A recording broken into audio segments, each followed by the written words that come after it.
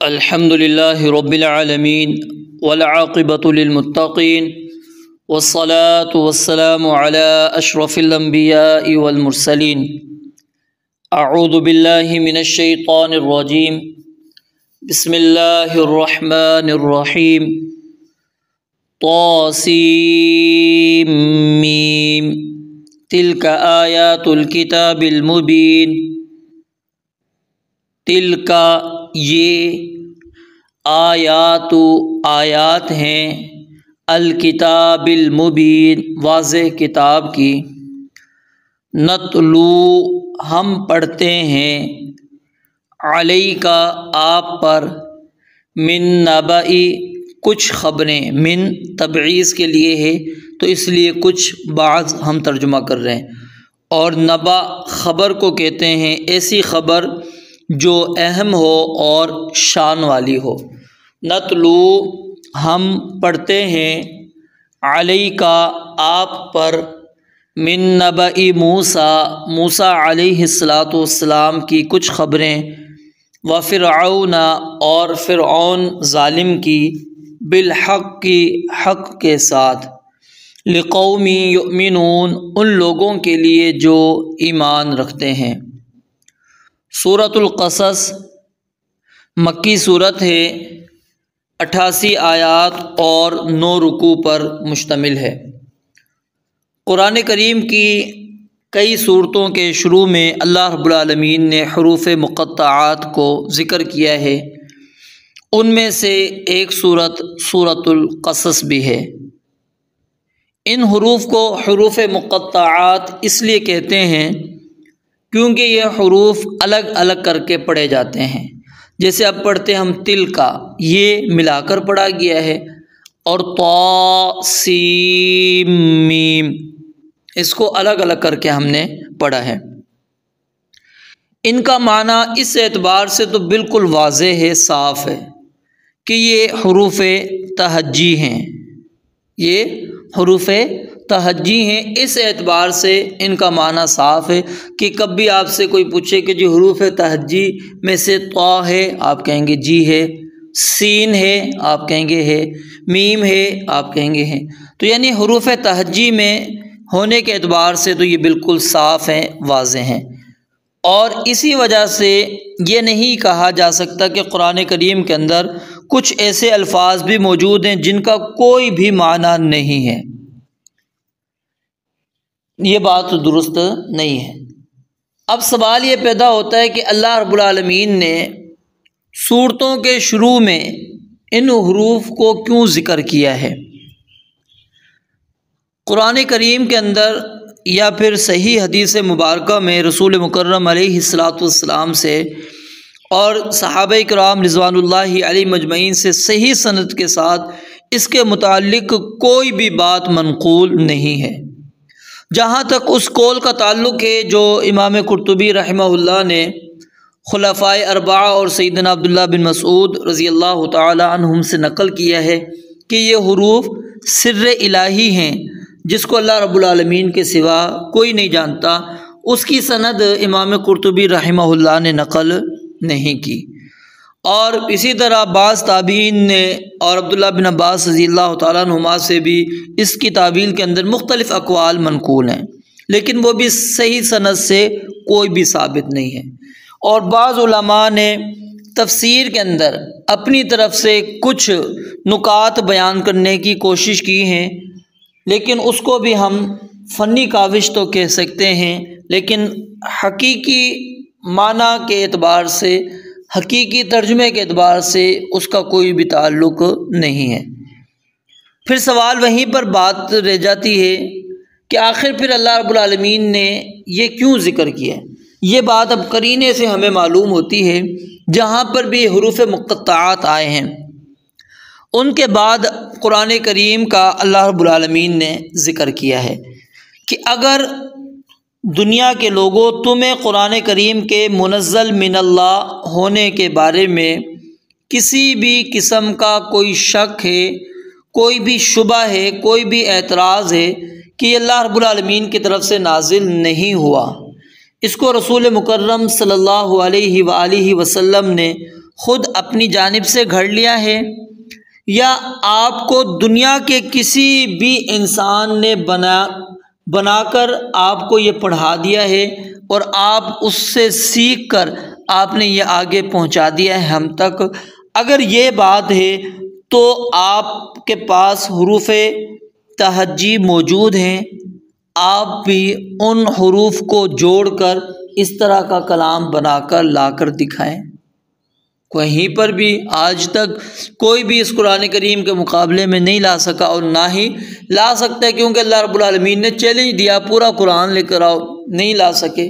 پھر اللہ نے 10 صورتوں کا چیلنج دیا، اس کے بعد ایک صورت کا اللہ رب العالمین نے چیلنج دیا، ایک آیت کا بھی چیلنج موجود ہے، لیکن قیامت تک کے لیے یہ چیلنج موجود ہے۔ کسی کے اندر وہ جرت نہیں ہو سکی، ہمت نہیں ہو سکی۔ بندہ اپنے آپ کو بڑا ماہر سمجھتا ہے کہ میں عربی ادب کا ماہر ہوں، میں گرامر کا ماہر ہوں، عربی زبان کے اوپر مجھے مکمل عبور حاصل ہے، لیکن قرآن کریم جیسے فصیح الفاظ، مختصر اور جامع الفاظ جو اپنے اندر بڑا مفہوم رکھتے ہوں، یہ جو ہم تفاسیر آپ کے سامنے تھوڑی سی کھول کر بیان کرنے کی کوشش کرتے ہیں، یہ تھوڑی سی تفسیر ہوتی ہے۔ حقیقی تفسیر اس کی کوئی کر ہی نہیں سکتا، اتنی واضح کھل کر اللہ رب العالمین کے ان کلمات کی معنی کو، مفہوم کو اس انداز میں نہیں بیان کر سکتے، کیونکہ بڑی جامع ہیں۔ اور اسی وجہ سے آپ دیکھیں گے مفسرین کی مختلف تفاسیر ہیں اور ابھی تک اس کے اوپر کام ہو رہا ہے۔ کسی نے آج تک یہ نہیں کہا کہ فلاں عالم نے جو تفسیر لکھ دی بس اب یہ قرآن کریم کی حرف آخر تفسیر ہے، اب مزید تفسیر لکھنے کی کوئی ضرورت نہیں، گنجائش نہیں۔ ہر ایک اپنے اعتبار سے عالم کوشش کرتا ہے، اور پھر ہر عالم کو آپ دیکھیں کسی نے کسی فن کو مقدم رکھتے ہوئے تفسیر کی ہے، کسی نے تفسیر بالمأثور بیان کرنے کی کوشش کی کہ صحیح احادیث کے ذریعے سے تفسیر کر دی جائے، کسی نے اس میں سے نکات نکالنے کی کوشش کی۔ تو الغرض مختلف انداز سے علماء نے تفسیریں بیان کی ہیں، لیکن آج تک کوئی بھی یہ نہیں کہہ سکا کہ قرآن کریم کی مکمل طور پر تفسیر ہو گئی۔ تو اس لیے ہم یہ کہیں گے کہ یہ طا سین میم یا ان سے ملتے جلتے دیگر جو الفاظ ہیں یہ حروف مقطعات ہیں، اور انسان اس کی حقیقی رسائی تک نہیں پہنچ سکتا۔ اس کا حقیقی معنی اللہ رب العالمین ہی بہتر جانتا ہے، اللہ تعالیٰ کے علاوہ کوئی بھی نہیں جانتا۔ تلک آیات الکتاب المبین، یہ آیات ہیں قرآن کریم کی، آیات ہیں الکتاب المبین جو بالکل واضح۔ المبین یہ باب فعال سے اسم فاعل ہے، یہ کبھی لازم بھی آتا ہے اور کبھی متعدی بھی، ٹھیک ہے۔ اور الکتاب المبین سے مراد کیا ہے؟ ایسی کتاب جس کا انداز بیان واضح ہے، ہر ایک کی سمجھ میں آنے والا ہے، یا پھر جس کا اللہ کا کلام ہونا بالکل عیاں ہے، واضح ہے، ہر شک اور شبہ سے پاک ہے، بالا ہے کہ یہ اللہ رب العالمین کی طرف سے نازل نہیں ہوا، اس میں کوئی شک نہیں، یہ اللہ کی طرف سے ہی نازل ہوا ہے۔ تو طاسیم میم تلک آیات الکتاب المبین، یہ واضح کتاب کی آیات ہیں۔ نتلو علیک من نبأ موسیٰ، ترجمے میں آپ کو میں نے نبا کا مفہوم بیان کر دیا کہ ایسی خبر کو کہتے ہیں جو انتہائی اہم ہو اور شان والی ہو، اور میں نے آپ کو بتایا کہ یہ تبعیض کے لیے ہے، یعنی اللہ رب العالمین نے یہاں پر سورۃ القصص کے اندر موسیٰ علیہ السلام اور فرعون کے سارے قصے کو بیان نہیں کیا کہ پورا قصہ اللہ رب العالمین نے بیان کر دیا ہو، بلکہ اللہ رب العالمین نے کچھ قصے کے اہم پوائنٹ، ضرورت جن کی محسوس اللہ رب العالمین نے کی، وہ اللہ رب العالمین نے یہاں پر بیان کر دیے۔ اور بلکہ آپ اگر پورے قرآن مجید سے وہ جمع کریں جہاں پر اللہ تعالیٰ نے موسیٰ علیہ السلام کا ذکر کیا ہے اور فرعون کا ذکر کیا ہے، آپ یہ نہیں کہیں گے کہ پورا اللہ رب العالمین نے ایک حرف سے لے کر آخر تک اللہ رب العالمین نے پورا قصہ بیان کر دیا۔ کیونکہ اللہ رب العالمین قرآن کریم کے اندر کوئی بھی واقعہ بطور تاریخ کو بیان نہیں کرتے، بطور تاریخ واقعہ نہیں بیان کیا جاتا، بلکہ اللہ رب العالمین ہماری عبرت کے لیے، ہماری نصیحت کے لیے، ہمارے لیے جو اسباق اس کے اندر موجود ہوتے ہیں اور جو ضرورت ہوتی ہے وہ حصہ اللہ رب العالمین بیان کر دیتے ہیں تاکہ ہم اس کے اوپر غور کریں، تدبر کریں، عبرت حاصل کریں، نصیحت حاصل کریں۔ اگر ہمارا شمار ظالم کے اندر ہو رہا ہے تو اپنے آپ کو اس سے بچائیں، مظلوم میں ہیں تو پھر اللہ رب العالمین سے مدد کی امید رکھیں۔ تو اللہ رب العالمین نے اس واقعے کو بیان کیا، اور اس واقعے کے متعلق اللہ رب العالمین کیا فرماتے ہیں، یہ کوئی جھوٹا قصہ آپ کے سامنے نہیں ہم بیان کر رہے، یہ حقیقی سچا واقعہ ہم آپ کے سامنے بیان کر رہے ہیں۔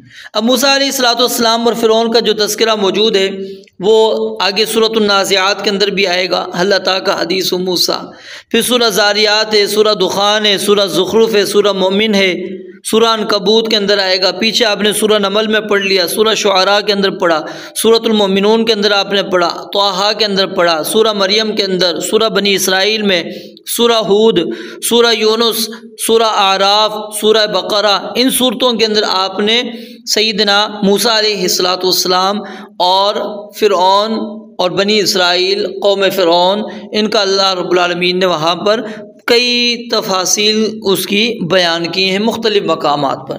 تو یہاں پر جو چیز بیان کرنا میں چاہ رہا ہوں وہ کیا ہے کہ یہ بات یاد رکھ لیں کہ قرآن کریم کسی بھی واقعے کو بطور تاریخ نہیں بیان کرتا، قرآن کریم واقعات کو بیان کرتا ہے عبرت کے لیے، نصیحت کے لیے۔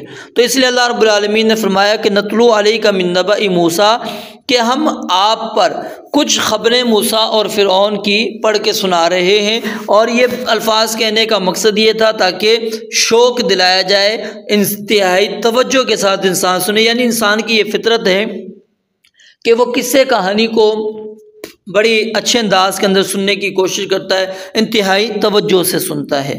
تو اللہ رب العالمین نے فرمایا کہ ہم نے اس قصے کو حق کے ساتھ بیان کیا، کس کے لیے؟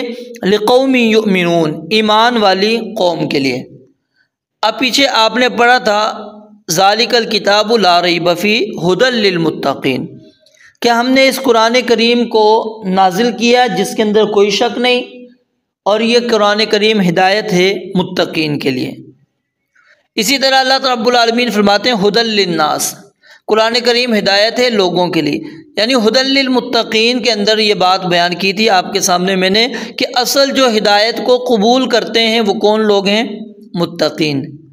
اور اسی طرح یہاں پر کہا لقوم یؤمنون، کہ جو ان واقعات سے عبرت حاصل کریں گے، جو اسباق حاصل کریں گے، جو نصیحتیں حاصل کریں گے، وہ کون لوگ ہیں؟ ایمان والے۔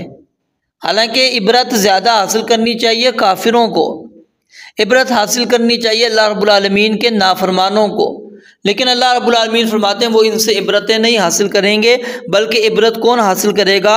جو ایمان والے لوگ ہوں گے، وہی اس سے فائدہ اٹھائیں گے اور اس سے نصیحت حاصل کریں گے، بلکہ اس سے کیا کہ وہ پورے قرآن کریم سے وہ فائدہ حاصل کرتے ہیں، وہ عبرتیں حاصل کرتے ہیں، وہ اپنے لیے جو ان آیات کے اندر احکامات بیان ہوتے ہیں ان کو اپنی زندگی کے اندر اپناتے ہیں۔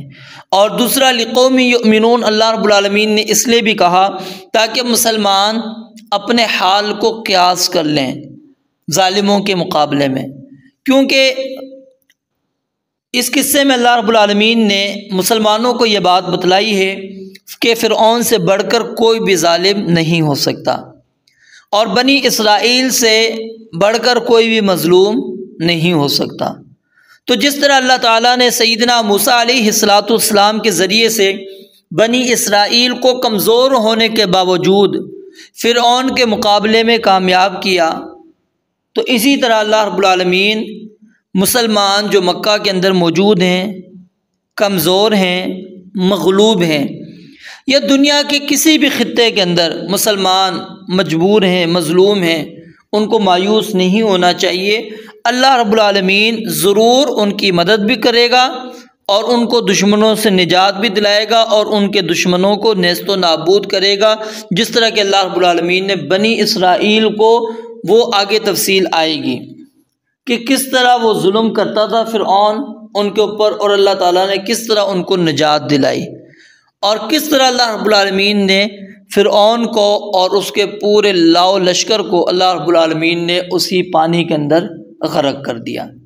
تو یہاں پر ہمارے لیے اصل میں یہ سبق موجود ہے کہ ظالم جو ہے اس کا ایک دن خاتمہ ہوگا، اور مظلوم وہ کامیاب ہوگا، اور اللہ رب العالمین اس کی مدد کریں گے۔ اور خاص طور پہ جب مظلوم مومن ہو، مسلمان ہو، اور اللہ رب العالمین اس کی مدد نہ کریں، یہ ہو ہی نہیں سکتا۔ تو آج کل ہم حالیہ جو حالات دیکھتے ہیں کشمیر میں، فلسطین کے اندر اور دیگر ممالک کے اندر مسلمانوں پر انتہائی ظلم، جبر، تشدد کیا جا رہا ہے، اور ان کو اللہ تعالیٰ کی عبادت سے بھی روکا جا رہا ہے، چھوٹے چھوٹے بچوں کو بمباری کر کے شہید کیا جا رہا ہے، عورتوں کو شہید کیا جا رہا ہے، بوڑھوں کو، نوجوانوں کو۔ تو اللہ رب العالمین کی ان بندوں کو یہ تسلی رکھنی چاہیے کہ اللہ رب العالمین ایک دن ضرور ان کی مدد کریں گے۔ مظلوم کی اللہ رب العالمین مدد کرتے ہیں، اور ظالم کو اللہ رب العالمین نیست و نابود کرتے ہیں۔ اور اس واقعے سے علماء یہ بھی بیان کرتے ہیں کہ جتنا بڑا ظالم جابر ہوگا، اتنی اللہ رب العالمین نے مسلمانوں میں سے ایک شخص کو پیدا کرنا ہے۔ یعنی ہر فرعون کے لیے موسیٰ موجود ہے۔ موسیٰ سے مراد کیا ہے کہ مظلوموں کا حمایتی، مظلوموں کا ساتھی، مظلوموں کو ظلم سے نجات دلانے والا موجود ہے۔ اور فرعون سے مراد ظالم، جابر، جو ظلم کرتا ہے۔ ہر فرعون کے لیے ایک موسیٰ اللہ رب العالمین نے ضرور بنانا ہے، ضرور پیدا کرنا ہے، جو مسلمانوں کو ان کے ظلم سے نجات دلوائے گا۔ تو اس کے اندر در حقیقت ہمارے لیے یہ نصیحت بھی ہے کہ ہمیں اگر مظلوم ہیں، ہم پر ظلم کیا جا رہا ہے، تو ہمیں پریشان نہیں ہونا چاہیے، بلکہ اللہ رب العالمین پر یقین رکھنا چاہیے، کیونکہ یہ اللہ رب العالمین ہمارے سامنے کوئی جھوٹا واقعہ قصہ نہیں بیان کر رہے، بلکہ اللہ رب العالمین سچا قصہ ہمارے سامنے بیان کر رہے ہیں، اور کس طرح اللہ رب العالمین نے بنی اسرائیل کو اور موسیٰ علیہ السلام کو نجات دی، اور فرعون اس کے حواریوں کو، اس کے لشکر کو اللہ رب العالمین نے نیست و نابود کیا، تباہ کر دیا۔ رب العالمین سے دعا ہے اللہ تعالیٰ سمجھنے، عمل کرنے کی توفیق عطا فرمائے۔ وآخر دعوانا الحمد للہ رب العالمین۔